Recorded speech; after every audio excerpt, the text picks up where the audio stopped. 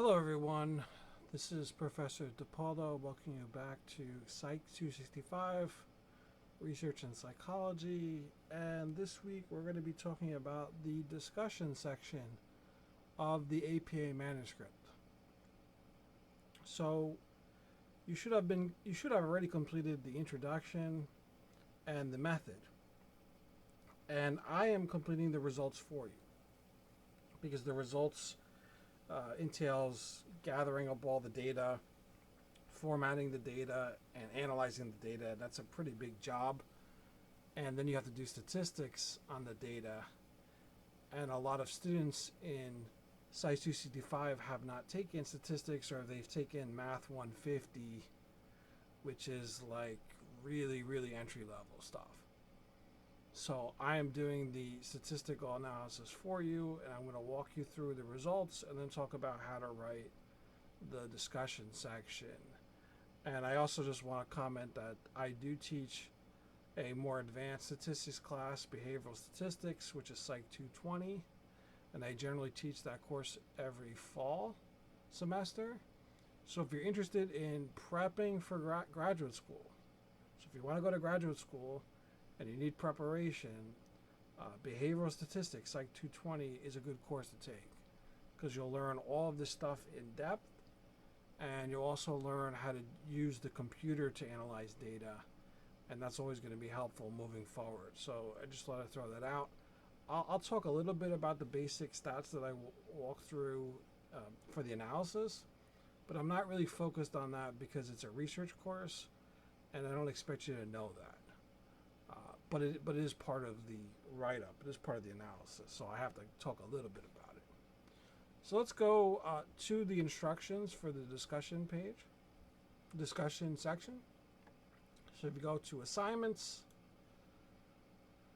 what we'll want is we're going to want the hypotheses that we're testing. So this introduction to APA manuscript has the hypotheses at the end here, these 5 hypotheses. These are the hypotheses we are testing in the study. The study was based off the survey that I collected data on COVID.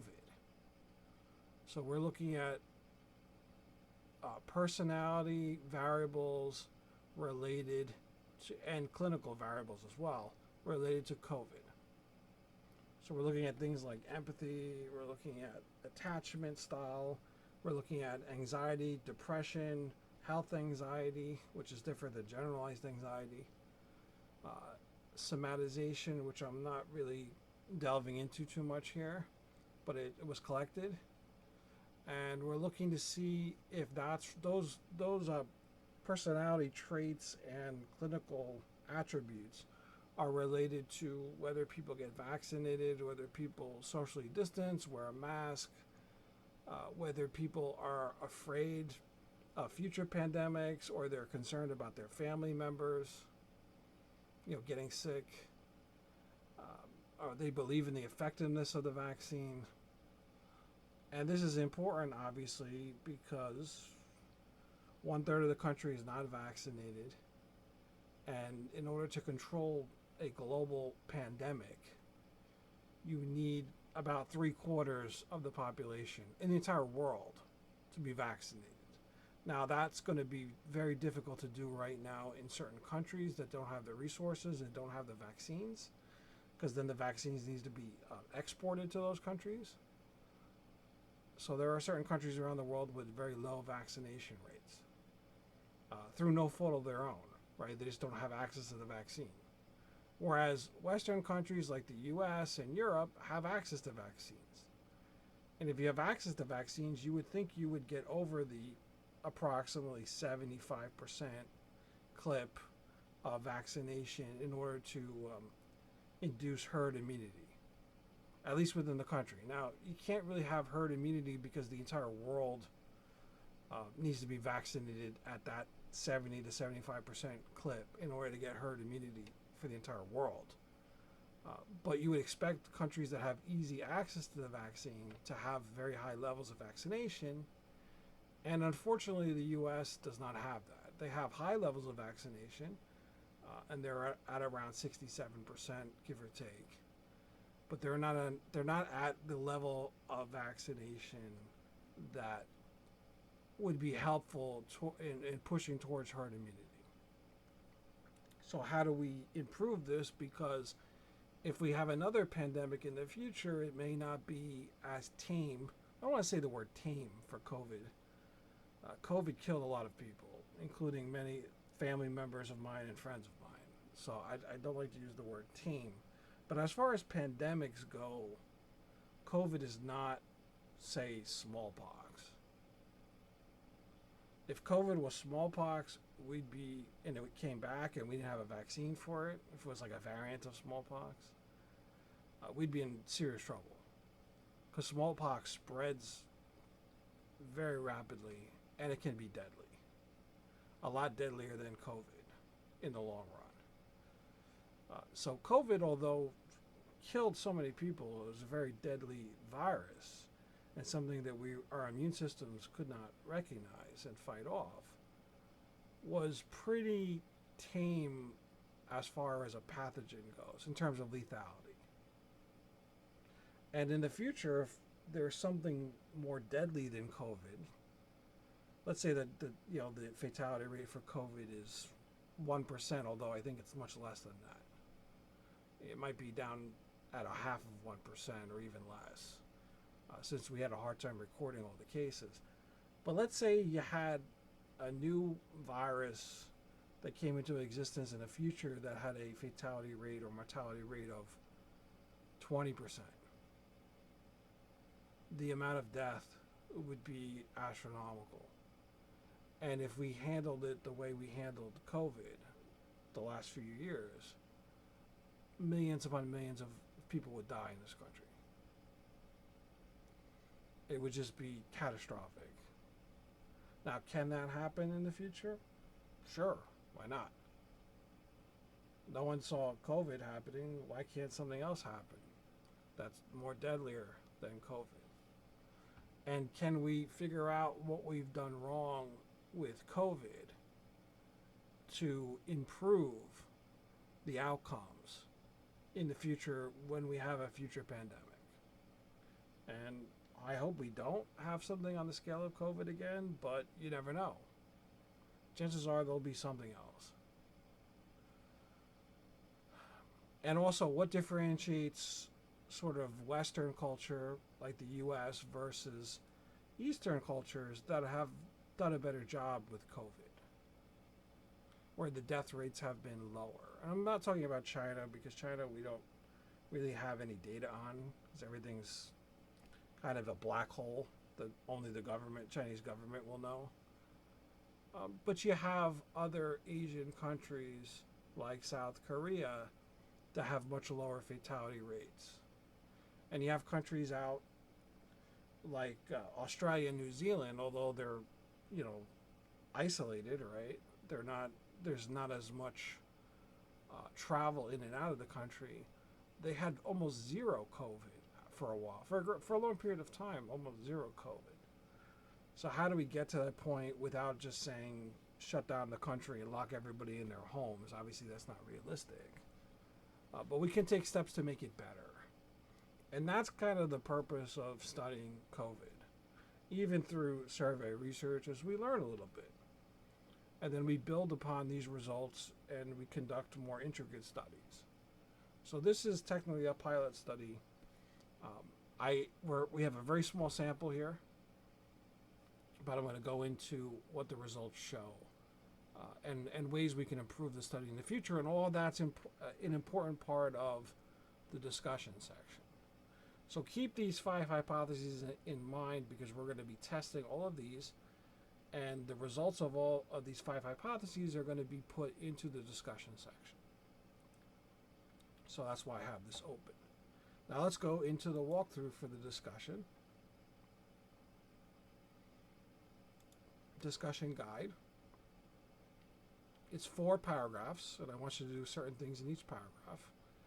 And then I will also post the results. And this is not the results, so let me open up the results. So here are the results. And I'm going to go through these first. So I tested all 5 hypotheses. The first hypothesis was a correlation between empathy and mask wearing. And the results of that was that there was no significant correlation between mask wearing and empathy. As you can see, the correlation is small, negative 0.102. The p-value is 0.668. The p-value is the probability of getting this result by chance, basically. And you can see that that is pretty high. And the goal for the p-value is to be less than 0.05 in most cases. We'd want the p-value to be less than 0.05, and it's more technical than that. It's really the probability of obtaining a result if the null hypothesis is true, which basically means the probability of obtaining the result we got in our current study if in the population there was no relationship between mask wearing and empathy. And as you can see here, that probability is very high, so we're pretty confident in saying that in the population, there really is no relationship between mask wearing and empathy. Now we have a very small sample, and that's a problem, but based on what we have, we show no correlation, not even close. It's negative 0.102. A moderate correlation would be around 0.4 or 0.5. So we're not even close to that. So it's not significantly different than 0. That's what we're basically saying here. So correlation and mask wearing don't go together. We would think that if you're higher in empathy, you care about other people. You can take other people's position, right? You can put yourself in their shoes and understand their situation. And if you did that, you might wear your mask more around other people, just because you know that you don't want to make other people sick. Because you can imagine yourself being sick, right? So when you have empathy for someone, you not just care about them, but you're able to take their perspective, right? And most people that can take others' perspective realize that I could be making someone else sick. So let's wear a mask to prevent that. We don't see the relationship here. It's pretty small. It's not significantly different than 0. Now, once again, it could be for a variety of reasons, small sample and other things. We don't see that. So that first hypothesis was not supported. The second hypothesis is that there's no significant difference between empathy, no significant difference in empathy between people who have been vaccinated and those who have not been vaccinated. And this is not significant as well. T of 18 is negative 2.43. The p-value, once again, is very high, 0.811. It should be below 0.05 in most situations. So this is basically saying that there's no difference in empathy between those that got vaccinated and those that did not. Now, the problem with testing this hypothesis in our small sample, our class sample, was that almost everyone was vaccinated. So out of our entire sample, only one person was not vaccinated. And so it's very difficult to compare everybody to one person, right? You would want those groups to be relatively balanced. And it just so happens that everybody's vaccinated in the sample. And it could be because, you want to get vaccinated. It could also be because work or school requires the vaccine and they kind of force you to get vaccinated. There's a variety of reasons why people get vaccinated. They get vaccinated because they want to, or they get vaccinated because they're forced to, or they don't get vaccinated. But it's very difficult to attend school in New York, especially in New York City, without being vaccinated. And as a result, our sample was almost entirely vaccinated, and therefore we can't really compare this. Now, if I did this in the general population and I put out the survey online, I'd find a lot more unvaccinated people. It's just that with our class sample, there was only one person that was not vaccinated. So that comparison, there's no difference there, but it's not really a good comparison. So just keep that in mind when we talk about limitations of the study. The third hypothesis was that there would be a significant correlation between health anxiety and fear of future pandemics And that hypothesis was supported. This is the only hypothesis that was directly supported. A significant correlation between health anxiety and fear of future pandemics. That correlation is 0.503, and you see the p-value 0.024 is less than 0.05. So it's significant. It's statistically significant, which basically means it's not zero. It's greater than zero here. So it's real. And that makes sense. If you're high in health anxiety, you're worried about your health, you're paying attention to your health, and you were worried during this pandemic, and of course you're going to be worried about future pandemics. So that makes sense. Now, is that good to be high in health anxiety? Does that allow people to take precautions? Possibly. But it's also bad because if you're constantly worrying and looking and you're scanning your environment for threats all the time, you're just hyper vigilant about every situation you're in. You're afraid of basically doing anything. That's not good either. I mean, staying in your apartment or staying in your house locked up and being so afraid to go anywhere is not the solution to the pandemic either. So there's benefits if people are proactive and they follow guidelines because they're worried about their health. That's a good thing. But if their health anxiety is so severe that they basically, become reclusive and refuse to go anywhere and not live their life, well, that's going to be associated with depression in the long run. And that's not a good thing for our society. And we've seen levels of depression and anxiety go up during the pandemic. And also substance abuse, including alcoholism, have gone up. And all of that could be due to restricting people's lifestyle. Or it could be due to the increased anxiety on an everyday basis people have been feeling. So that hypothesis was supported. The fourth hypothesis had two parts. It looked at is there a difference in depression and generalized anxiety between those who have lost friends and family to COVID and those who have not. And when this hypothesis was tested, there was no significant difference in both anxiety and generalized anxiety and depression between those who have lost loved ones and friends and those who have not. And I think that can make sense because even if you haven't lost loved ones or friends to COVID, you realize that it's severe. You realize that it's serious, and you probably know somebody that has, right? So maybe it's a family member of a friend, and it's their relatives that have died. Or it's somebody you work with, and people that they know, or a coworker, their family that have died. So you probably know somebody that was either very sick or actually died in some way. Is it a more intense experience if you know them personally? Yes, but it's not enough to make a difference. I think because in this situation, everybody is concerned. Right? If you're concerned whether you lost people personally or you know of people that have lost people, it's the same kind of concern. So there's not a parsing, there's no difference there. So that's not unusual, but it's something worth looking at. And the last hypothesis talked about attachment anxiety and how it's correlated with the desire of family and friends to be vaccinated. This was also not significant. R of 19 equals 0.172, P equals 0.468, that's greater than 0.05, so it's not significant. And attachment anxiety, people that are high on attachment anxiety, they tend to be clingy. They tend to be worried about their loved ones and how their loved ones might leave them.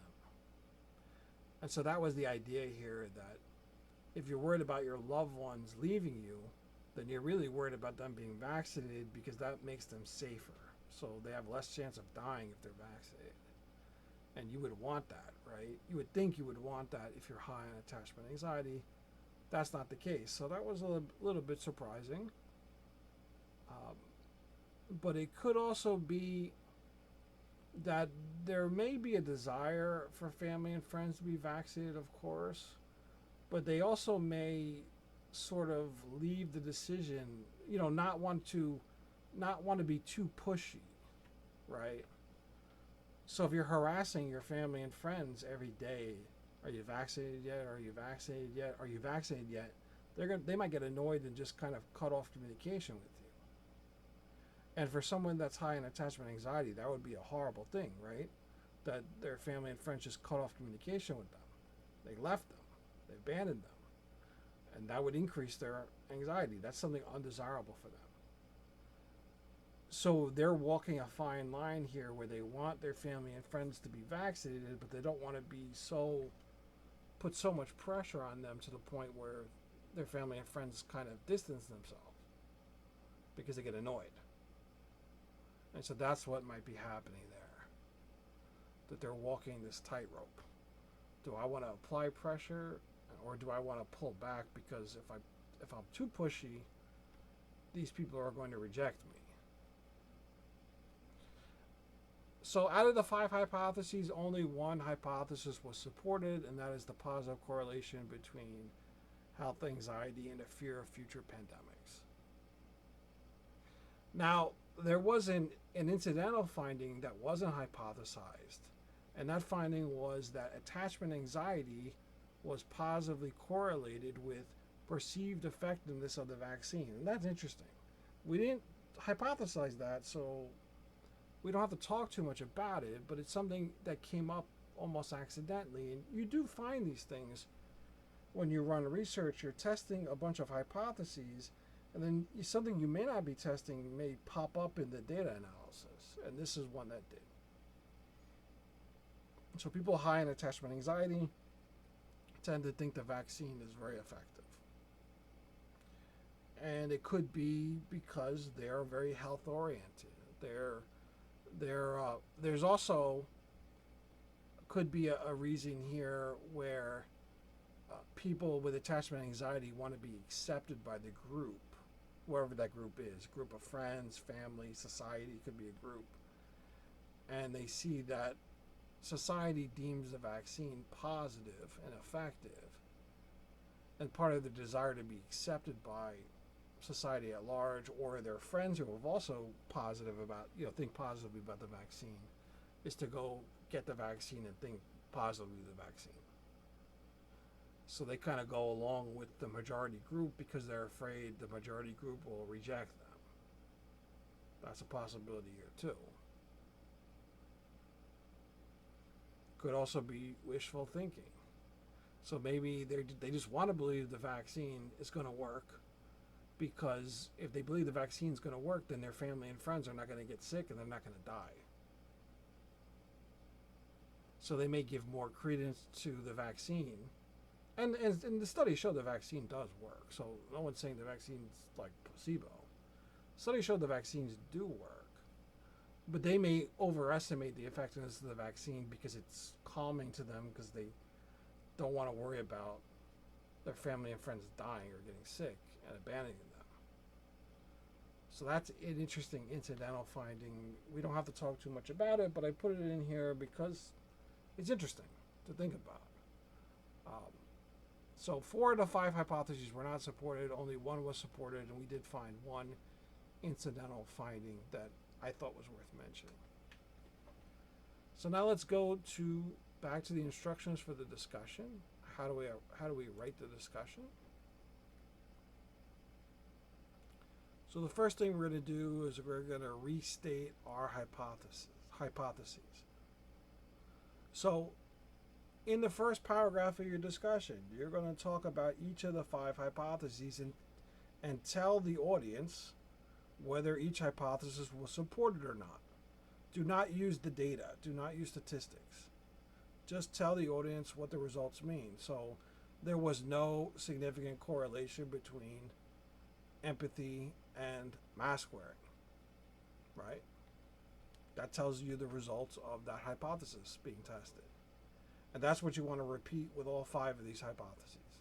So the first paragraph is just basically stating the results in regular English of all 5 hypotheses. In paragraph 2, how do your findings relate to past research, especially focus on the research discussed in the introduction? Were results similar or different from previous research? So go through those 5 hypotheses. Go through the results. We supported one of the 5, right? Go through those results and talk about, are these results similar or different in previous research? Which means going back to the introduction, finding those articles you talked about, and do the class study results support those previous studies? If you don't have information on all 5 hypotheses, you may want to go back to the literature and look up some results, previous results. Right, so for example, empathy and mask wearing. There's plenty of previous research on empathy and mask wearing. So if you have that if you have that information in the introduction, go back to your introduction and explain if the results are similar or different. And if they were different, why were they different? How were they different? So in the class study here that we're talking about, there was no correlation between mask wearing and empathy. If the previous studies show that there was a correlation between mask wearing and empathy, you want to talk about that. You want to say that the current study does not conform or does not agree with research conducted by so-and-so, who found a positive correlation between mask wearing and empathy. And then explain why.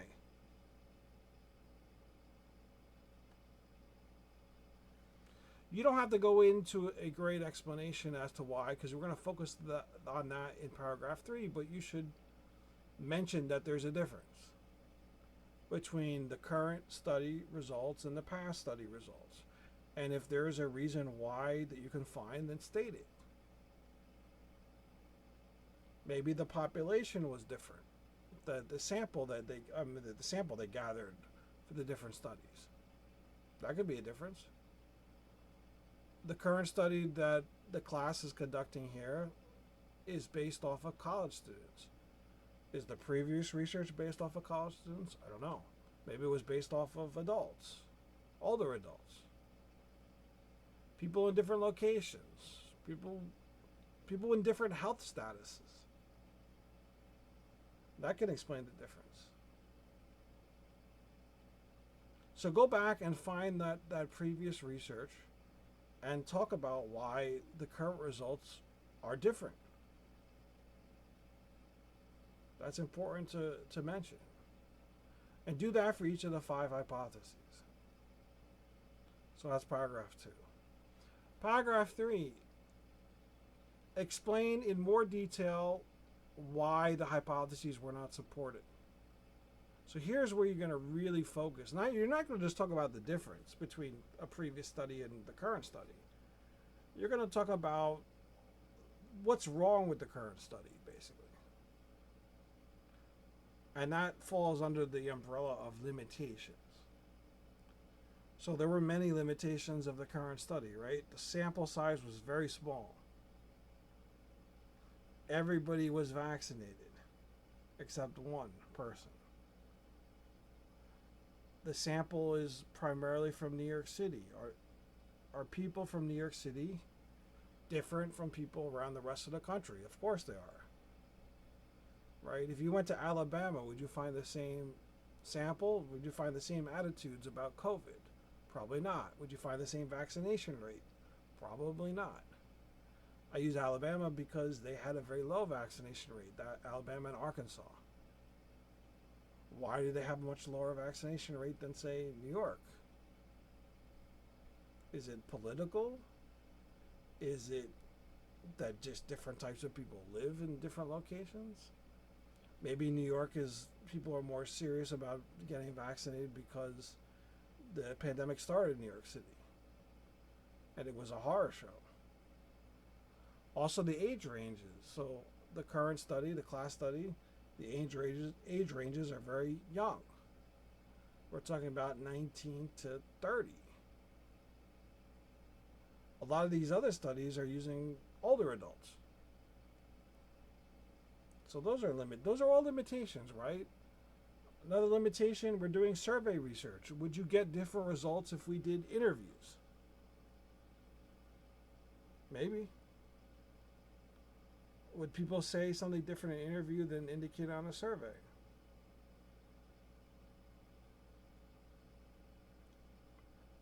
So there are a lot of limitations. I expect you to have multiple limitations in paragraph 3. There's a lot of problems with the study. There's a lot of problems with every study, but this study there's a lot of problems because it's a pilot study. It's a survey. There are problems with survey. Also with surveys, people engage in socially desirable behavior.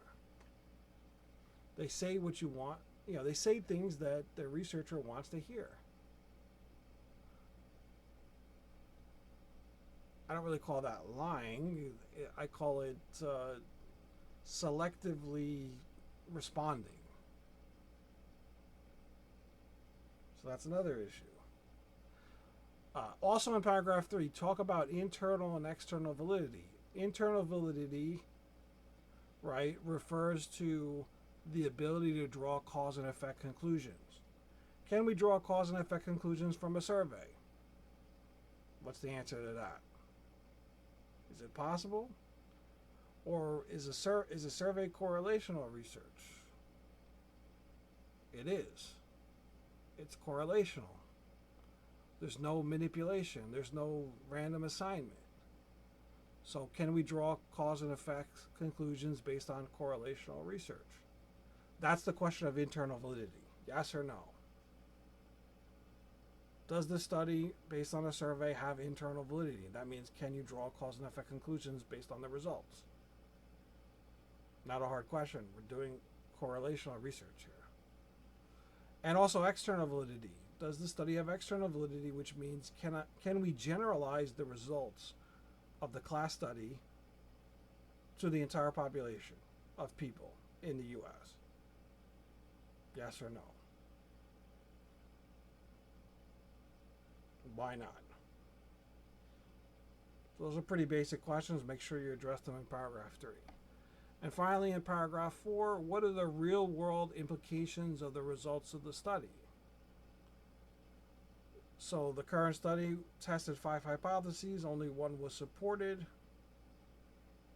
Is there any real-world implications of that one supported study, the hypothesis, between the positive correlation between health, anxiety, and fear of future pandemics? What does that mean in the real world?